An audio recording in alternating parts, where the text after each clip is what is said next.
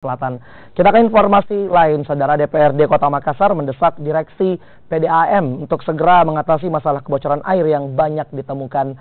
Langkah ini dilakukan mengingat PDAM kerap alami kerugian akibat kebocoran air. Dinas Kependudukan dan Catatan Sipil Provinsi Sulawesi Selatan siap mendistribusikan 8.000 belangko KTP elektronik yang diperoleh dari Kementerian Dalam Negeri. 8.000 belangko KTP elektronik ini nantinya akan didistribusikan ke daerah yang mengalami kekurangan belangko eKTP. Kemarin Pangkep, Takalar kita drop 8.000 keping.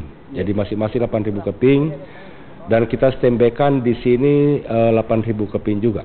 Jadi kemarin saya jemput sendiri di Kemendagri belangko iktp-nya.